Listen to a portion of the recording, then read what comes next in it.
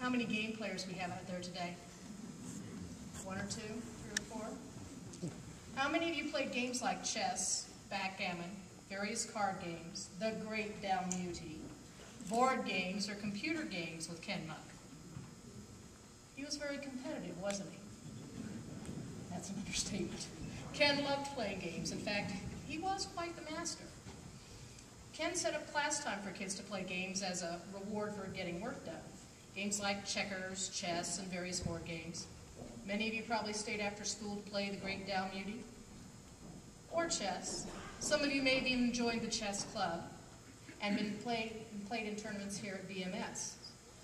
Computer games that challenged logic and puzzle skills were some of Ken's favorites too, as was already mentioned, games like Myst, for example. How many of you played some of these games today? Any of you still play some of those games? Do you play these games with your kids, your family, your friends? If you haven't played in a while, maybe you should start a new tradition. Play a game or two with family and friends over the holidays. You know, it kind of brings back a lot of memories and fun. Ken also loved to play cards. He belonged to a pinochle club. Unfortunately, I was his partner.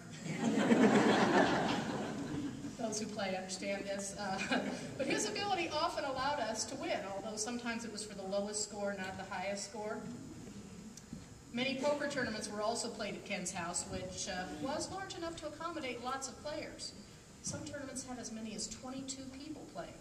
The winning round, though, was always played at the real poker table with cards from a real casino and fancy chips with Ken's initials on them. Many years ago, our local radio station, KRDZ, sponsored a trivia contest. Ken's team was called the Cracker Jacks.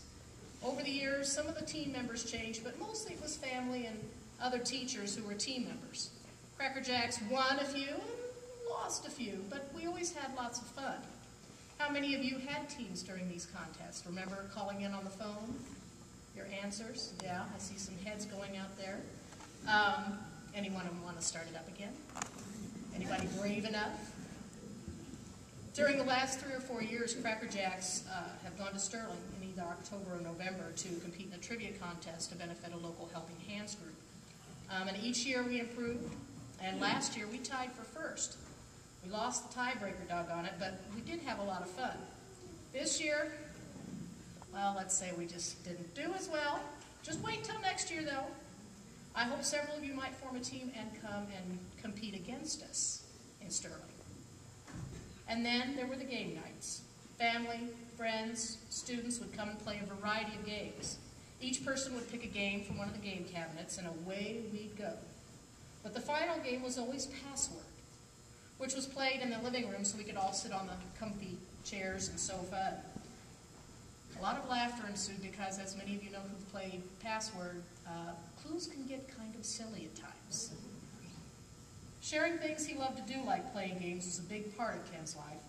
At your next game, no matter what you're playing, invite someone new to play. And while you're at it, think of Ken, a real game master.